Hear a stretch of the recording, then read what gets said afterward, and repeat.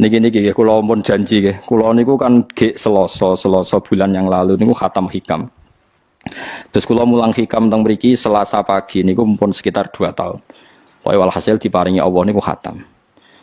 Terus kula kepengin napa ngatami donga nu saniki mergi cara ulama tambah kathah tambah napa sae. Dadi ora usah sampean di perasaan ora melok ngaji kok melok khataman. Sing ngaji ya mbok paham ora ya ora roh. Sing ora ngaji pokoke ora roh padha ora roe sing penting ditampa napa pangeran ngoten mawon. Dados kula gadah azam pokoke donga ngoten mawon nek donga ya ora usah tenanan ya apik ora ya apik. Mergo pangeran mesti napa pirsa. Jadi tenanan itu ikhlase, nak tunggu rasa tenanan, sing tenanan apa? Mergi cara hikam itu termasuk ngeten. Hikam itu yang ngarang hikam itu jenis Ibnu Athaillah As-Sakandari. Ini muridnya Abdul Abbas Al-Mursi. Abdul Abbas Al-Mursi ini muridnya Abdul Hasan apa? Asyadzili. Kulo niku sinau hikam mulai riyen nih, mun bertahun-tahun sampai sekarang. Tiap badhe tilem sering mau hikam. Jadi hikam termasuk madzhab ngeten, tapi aja nut kados tiyang sing ora tau mlebu masjid wae aja nut iku wali. Nah kowe gawe-gawe. Nah kowe nglakoni ngono ben dadi wali wae ora mutu niku mboten alami. Hikam itu kalau berdoa itu sekali. Kula nu nate umroh 2009, terus haji 2013. Terus kemarin kula umroh malih tahun kemarin, baru ruwah kemarin. Niku kadang-kadang berkali-kali kalau itikaf teng multazam, tapi ora tau sida donga sampai sakniki.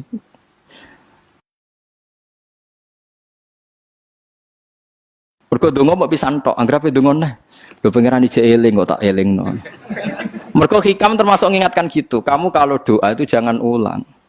Karena yunabbahu iku man yajuzu alil ikhfal, yang boleh diingatkan hanya orang yang mungkin lupa. Allah ora bakal lali kok mbok elingno. Dadi kula anggere ning ngarepe multazam pe donga. Lho donga aku wingi pangeran cek eling. Ya wis ra sida donga. Wah anggere ape dongane, tapi ndak gawe-gawe lho, saya asli, maksudnya asli. Anggere ape dongane. Kan cek eling kok. Ya wis. Sampai kula nu teng raudhah niku akhirnya mau maca selawat, maca Quran. Anggere donga seeling to Gusti ngono terus. Jadi yo pancen unik, wong wali ku unik. Aja gawe-gawe lho, tapi aja nut kula. Cuma pancen hikam ada ngoten. Wa inna mayunabba wa amne din elingno sapa man wong ya juzu kang oleh ali ngatasi man apa alif falali. Sing oleh mbok elingno zat sing kemungkinan lah wong ora tau lali kok amen mbok elingno. Wingi mbok omongi, saiki mbok omongi. Lho cara kowe diutang ditagih terus iso eling. Dadi hikam madhabe unik. Ya tapi udah wali ya tetap napa? Wali wis keliru tetap wali. Nah, ben arah wali ku bener wae tetep ra wali wis ra bakat.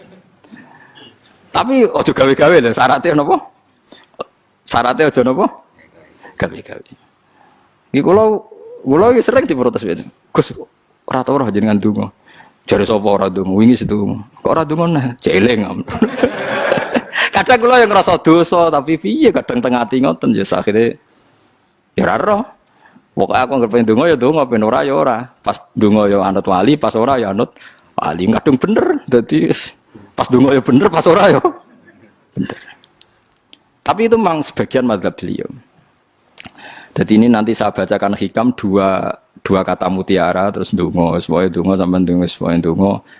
Piye-piye kita gadah sanad madhab yang diakui termasuk Thariqah Mu'tabarah selain Naqsyabandiyah, Qadiriyah, apa Sadiliyah. Lah Sadiliyah itu nggih hikam niku meneh mergo hikam sing aran Abdul Abbas Al-Mursi muridé Abil Hasan apa Asyadzili. Sehingga orang tahu madhab Sadiliyah ya lewat kitab napa hikam. Makanya kitab-kitab apa saja generasi setelah beliau itu enggak bisa lepas dari kitab napa hikam.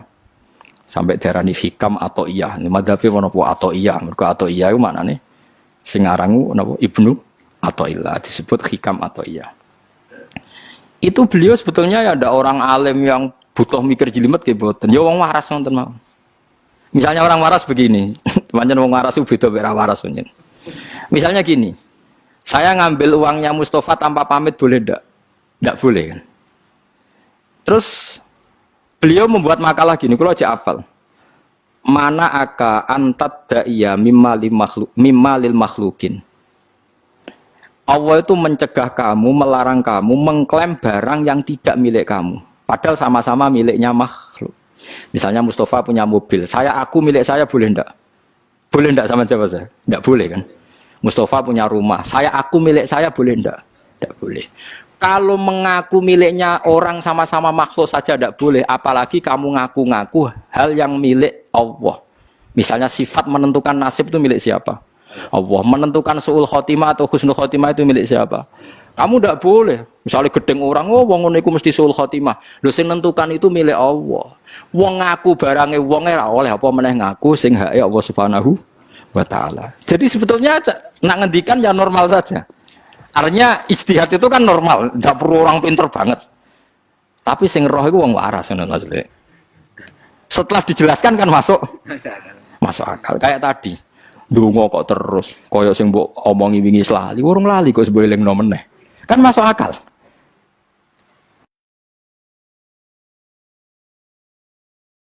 Tapi kok jangan aku, mergo ora asli, ora asli. Wong anut-anut kan mboten apa. Dadi ini kula waca kalih mawon nggih, kenangan kula ben dadi nggih kenangan kula napa makalah sanggeng napa hikam ya. Nggih kula waca Arab mawon engko napa. Nggih bismillahirrahmanirrahim. Kula nak maca malah bingung, biasa hafalan malah maca. Jadi piyambake ngendikan mana aka antatta iya male salaka mimalil makhlukin afayubihu laka antatta iya wasfahu wa rabbul alamin. Di Allah ngelarang jenengan mengaku barang yang miliknya orang lain, apalagi ngaku-ngaku hak sing milike Allah Subhanahu wa taala. Sehingga kita ndak boleh misalnya maksudno tiyang wong iku mesti celaka, nyelakano orang itu hak sinten? Hak Allah. Kowe ora usah GR sok ben mesti bener, iso wae saiki bener sok ben salah. Kamu juga enggak usah merasa salah. Soalnya saya kira soleh, soben soleh ya sudah itu hak ya Allah, sudah ada itu. Terus ngendikane beliau ini ilahi kulama akhrosoni lu'mi antokoni karomuka. Gusti ketika saya didiamkan oleh kesalahan-kesalahan saya antokoni karomuka, maka saya digerakkan oleh sifat lomane jenengan. Itu perasaannya hikam. Misalnya sampean ngerasa dosamu akeh terus rawani donga, ngerasa salahmu akeh terus ngerasa ora ahli swarga. Niku jare hikam, Gusti kula nak eling salah kula kok ora pantes mlebu swarga. Tapi nak eling lomane jenengan nggih pantes mawon. Lha iku dindot wong ngono niku wis dindot. Dina eling dosamu sampean akeh kan gak pantes mlebu swarga. Tapi nak eling jembare rahmati Allah nggih pantes mawon. Ilahi kullama akhrasani lumi antaqani karomuka. Wa kullama ayasatni ausofi atma'atni minnatuka. Ketika saya putus asa karena sifat-sifat saya yang buruk, maka saya akan digerakkan lagi punya harapan karena saking melimpahnya nikmatnya jenengan to peparinge jenengan. Terus beliau di sarah-sarah dicontohkan. Saat Umar masih kafir itu pernah gak minta jadi muslim kan enggak, tapi ketika Allah menghendaki dia jadi muslim maka jadilah Umar seorang yang muslim. Jadi orang tanpa keinginan pun kalau Allah menghendaki baik ditarik yang menjadi baik. Artinya kamu jangan percaya wong aku apa ya dadi wong apik piye, wong aku ngene. Wong sing ora tau niat apik wae iso diapikno pangeran kados sinten Sayyidina Umar. Sunan Kalijaga ketika nggarong ning gone Sunan Bonang niate ya untuk emas. Niate wae elek, tapi ketika Allah ngersakno dadi apik ada takdir yang memandu dia jadi apik, bahkan dadi wali. Itu fakul lama ayasatni ausofi, ketika saya diputus asakan oleh sifat-sifat saya yang buruk, maka saya akan diharapkan lagi, diberi tomak, diberi harapan oleh banyak peparingin apa jenengan. Jadi intinya kalau suwun khasnya madhab Sadili itu melihat sisi positif. Jadi misalnya jenengan sholat misalnya, ini rumah tenan gitu. Misalnya jenengan sholat, potensi gak diterima itu tinggi. Mungkin kita ada ikhlas, mungkin kita tidak tumak ninah, mungkin kita banyak melakukan kesalahan, mungkin eling macam-macam. Itu potensi yang menjadikan kita sholatnya tidak diterima Allah. Tapi cara madhab Sadilah berpikir gitu itu tidak boleh. Kamu harus ingat bahwa sujud ini luar biasa. Banyak orang yang nggak diberi anugerah sujud.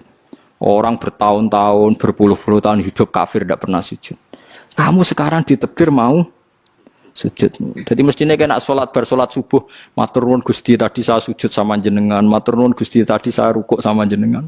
Gak usah mikir buat ditampa apa ora, eling terus. Nanti setelah zuhur ya begitu. Eling terus tadi ditakdir sujud, ditakdir rukuk, ditakdir sholat. Sehingga madzhab Syadziliyah itu sampai mengatakan begini. Orang yang beribadah meskipun sedikit dan yakin bahwa itu peparingi Allah, minnah dari Allah, itu lebih baik ketimbang ibadah banyak plus merasa kurang. Di misalnya Mustafa sholat, bersolat duhur gak marem, mungkin duhurku salah terus berbadiah kok sholat meneh. Sing kula sholat duhur tok ora usah. Saking syukur kula, iku duhur kula makome. Ya nganti saiki duhur kula perkarane ngene ku dene kelakuane cek ngene ku dene. Karena ketika diberi pangeran ora marem. Kurangnya, tapi kurangnya niat elek. Kayak pangeran polisi, ngono pangeran ra nampa kurang ngene kurang. Pangeran ora diwatak ngoten. Enggak terlalu prosedur gerwong wis sujud niate apik yo apik.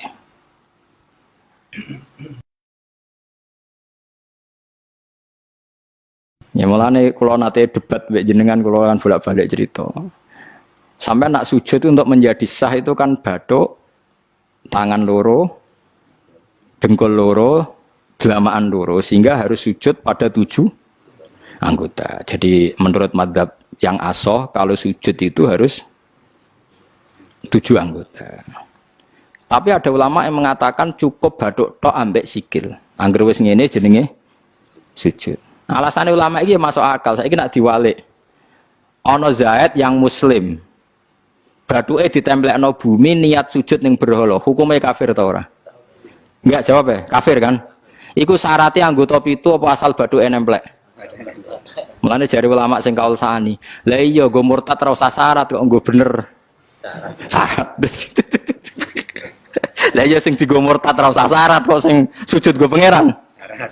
Nggo syarat. Nah ngono ora usah syarat anggere ngono ya jenenge sujud. Buktine wis sah nggo dadekno murtad. Yo.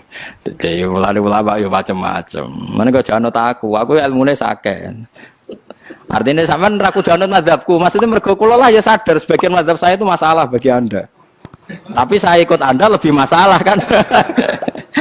Ngopo kok ora roh? Maksudnya kan gak jelas. Acuannya hukum ndak jelas.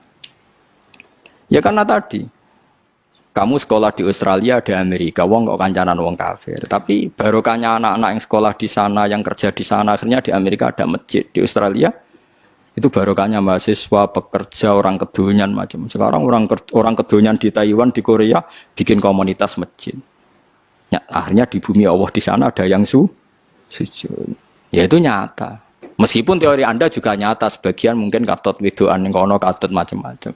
Sama-samanya ya sudah kita berpendapat ya seperti itu. Wallahu a'lam yes, ya mungkin naik apik, mungkin naik ora. Wallahu a'lam supaya donga supaya apik. Tapi kan kita tidak satu arah karena ngendikan ya seperti gejolokannya Allah dengan Nabi Ibrahim itu kan kelihatan.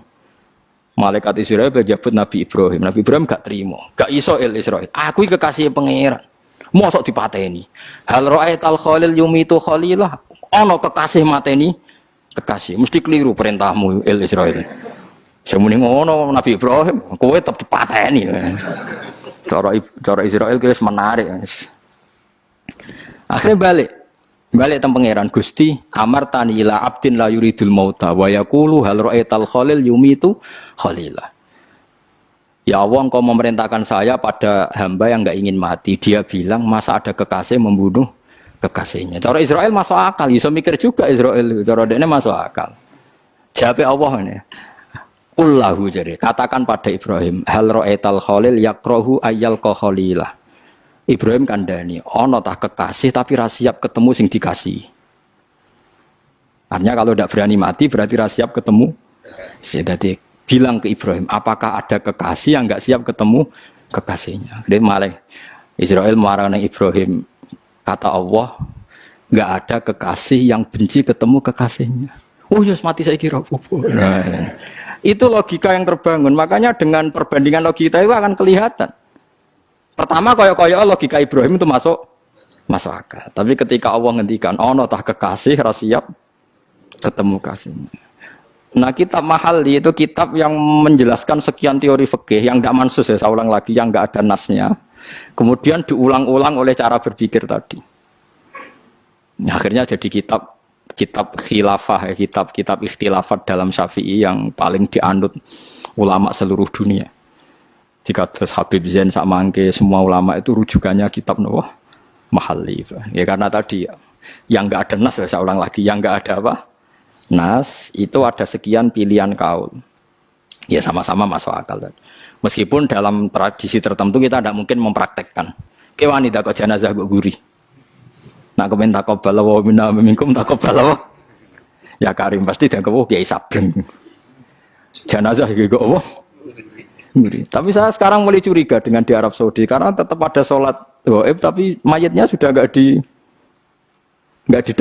depannya sudah. Kalau menangi rian dan buku-buku mayat itu tapi itu mungkin karena teknis ya, karena yang mati terlalu banyak dan sering. Musim haji tok umbiro wae keselen dak kok